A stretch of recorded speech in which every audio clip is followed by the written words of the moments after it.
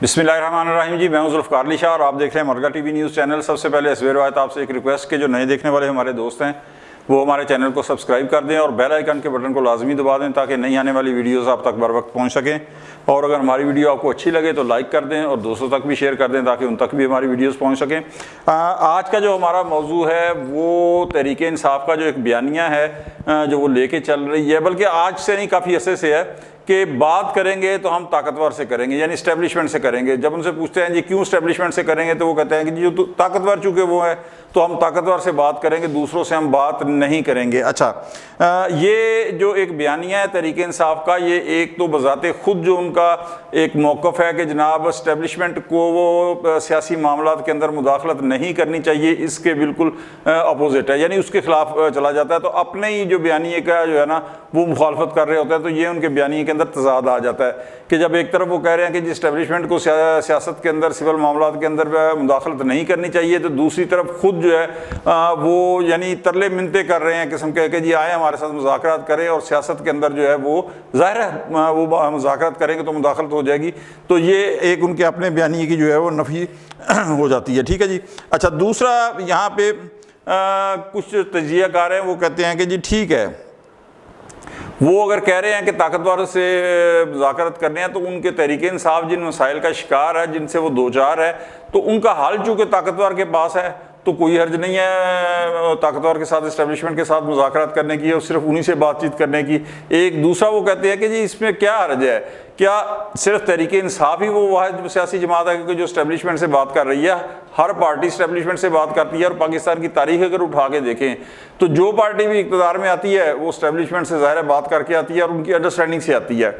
अच्छा, ये बात बज़ाहिर बड़ी ठीक लगती है और इसमें कोई शक भी नहीं है कि पाकिस्तान की सियासी तारीख को अगर उठा के देखें तो इस बात में बड़ी हद तक सदाकत भी है। लेकिन एक बात और बताएं कि ये बयानिया जिसे कहा जा रहा है ना, ये ख़तरनाक हद तक से भी ज़्यादा जिसे आप कहें कि ख़तरनाक है, वो ये है कि आप अपनी जो सियासी जमातें हैं, यानी तहरीक इंसाफ एक सियासी जमात है, तो इसे सियासी जमातों को इम्पावर करना चाहिए। मैं अपने गुज़श्ता भी इलाक़ के अंदर भी कह चुका हूँ कि अदलिया वाले अदलिया वालों की साइड लेते हैं, एक जज दूसरे जज की साइड लेता है, इस्टेब्लिशमेंट जो है वो इस्टेब्लिशमेंट की साइड लेती है। तो सियासतदान जो है वो दूसरे सियासतदानों को कमज़ोर करने के ऊपर क्यों तुले बैठे हैं? वो अपनी जो एक सियासी बरादरी है वो उसे इम्पावर क्यों नहीं करते? जहाँ तक ये बात है कि जिन मसाइल का शिकार तहरीक इंसाफ है उसका हल चूँकि सिर्फ इस्टेब्लिशमेंट के पास है और ताकतवर अदारे के पास है, इसलिए वो बात सिर्फ ताकतवर इदारों से करेगी। तो ये बात किसी हद तक, जिस तरह मैंने कहा ना कि दुरुस्त हो सकती है, कुल्ली तौर के ऊपर इसे या हतमी तौर के ऊपर इसे दुरुस्त नहीं तस्लीम किया जा सकता। इसलिए कि मैं ज़्यादा दूर नहीं जाता, मुशर्रफ दौर तक ही आ जाए। मुशर्रफ दौर के अंदर आप आए तो जब 12 अक्टूबर हुआ तो उसके कुछ अरसे के बाद जो है शरीफ फैमिली पूरी की पूरी जो थी वो जद्दा चली गई, सरवर पैलेस। ठीक है जी। अच्छा, उस वक्त जरदा बीबी जो थी वो भी एग्जाइल में थी, जरदारी साहब जो थे वो जेल के अंदर थे। तो मुशर्रफ का एक तकिया कलाम बन गया हुआ था, नो बीबी नो बाबू, नो बीबी नो बाबू। वो कहता था जी कि दोनों का कोई किरदार ही नहीं है। अच्छा, अब आप ये देखें कि मुशर्रफ चीफ मार्शल एडमिनिस्ट्रेटर, बेशक वो कोई और उसने नाम दे दिया वो, लेकिन था तो वो चीफ मार्शल एडमिनिस्ट्रेटर, तो वो कह रहा है नो बीबी नो बाबू। तो उससे ज़्यादा बीबी और बाबू के किरदार की पाकिस्तान की सियासत के अंदर नफ़ी और क्या हो सकती है? तो इसका मतलब तो ये हुआ कि चाहे बीबी थी या बाबू था, उसे मुशर्रफ के पांव पकड़ लेने चाहिए थे। लेकिन इसके बरक्स 2004 के अंदर जब आसिफ अली जरदारी साहब रिहा होते हैं जेल से तो वो बाहर जाते हैं और उसके बाद मोहतरमा शहीद बेनज़ीर भुट्टो साहिबा और आसिफ अली जरदारी साहब ये सीधा जद्दा जाते हैं, सरवर पैलेस जाते हैं और शरीफ बरदरान से, मियाँ नवाज शरीफ साहब से मुलाकात करते हैं। अच्छा, ये भी याद रहे कि उस ज़माने में नवाब नसरुल्लाह खान की क़यादत में एक सियासी इत्तेहाद भी पाकिस्तान के अंदर मौजूद था जिसमें पाकिस्तान पीपल्स पार्टी जिसका हिस्सा थी।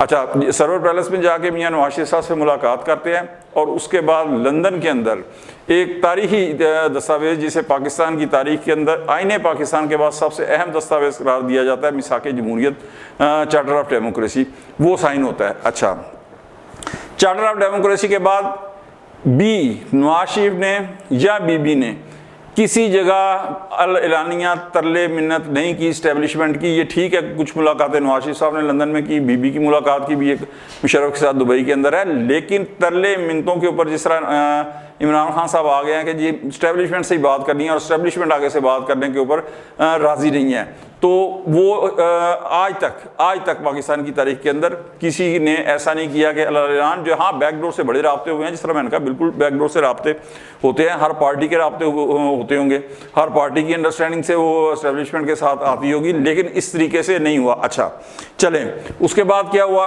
कि जनाबे वाला 2007 के अंदर इलेक्शन की डेट आती है, लेकिन 27 दिसंबर को बीबी एक खुद का हमले के अंदर वो शहीद हो जाती हैं। तो उसके बाद इलेक्शन होते हैं 2008 के अंदर। 2008 के अंदर जब इलेक्शन होते हैं तो पाकिस्तान पीपल्स पार्टी हुकूमत में आती है। हुकूमत में आती है तो आप ये देखें कि सियासी जमातों का इत्तेहाद, उसमें किसी इस्टेब्लिशमेंट का जो चीफ था मुशर्रफ, वो ओहदा सदारत के ऊपर बैठा हुआ है और ओहदा सदारत के ऊपर उसके पास 58(2)(b जैसी ज़बरदस्त किस्म की गैर जमहूरी सही लेकिन आइनी उसके पास एक इख्तियार है जिससे वो तमाम असम्बलियों का सर कलम कर सकता है। लेकिन ये सियासी जमातों की ताकत थी कि उन्होंने बग़ैर एक गोली चलाए, बग़ैर किसी चीज़ के इक़्तिदार में आई और फिर बग़ैर किसी खून खराबे के, बग़ैर कोई गोली चलाए मुशर्रफ जैसे आमर को रिज़ाइन करने पे, मुस्तफ़ी होने के ऊपर मजबूर कर दिया। तो ये ना कहें इमरान खान साहब या जो तजिया कार कहते हैं कि खान साहब या तहरीक इंसाफ अपने इस बयानिए में सच्ची है कि जनाब इस्टेब्लिशमेंट से ही बात होगी, इसलिए कि मैंने एक मिसाल दी है आपको कि नवाज शरीफ और मोहतरमा बेनज़ीर भुट्टो, मुशर्रफ का तकिया क्या कलाम क्या था, नो बीबी नो बाबू। तो वो नो बीबी नो बाबू वाला जो है उन्हें इस्तीफ़ा देने के ऊपर मजबूर हुआ और फिर जला वतन होने पर मजबूर हुआ और मरते दम तक वो पाकिस्तान के सरजमीन के ऊपर कदम नहीं रख सका। ये सियासी जमातों की ताकत थी। तो आज इमरान खान साहब को भी ये बात समझनी चाहिए कि ज़रूरी नहीं है कि इस्टेब्लिशमेंट से बात करके ही आपके सारे मसाइल हल हों। आप सियासी जमातों के साथ बात करें और चीफ जस्टिस ऑफ पाकिस्तान ने जो नैब तरमीम केस के अंदर आपको मशवरा दिया है कि जाएं आप असम्बली के अंदर और बातचीत करें, उसके ऊपर खुदारा थोड़ा सा गौर करें और अपनी सियासी जो बरादरी है उसे इनपावर करें। उम्मीद है कि अगर आप उसे इनपावर करेंगे, उनसे मुज़ाकरात करेंगे, तो आपके जो मसाइल हैं उनका हल भी निकल आएगा और आपकी मुश्किलात के अंदर कमी भी आ जाएगी। आज तक के लिए इतना ही, इंशाल्लाह मिलते हैं अगले व्लॉग में। उस वक्त तक के लिए ज़ुल्फ़िकार अली शाह को इजाज़त दें। अल्लाह हाफ़िज़।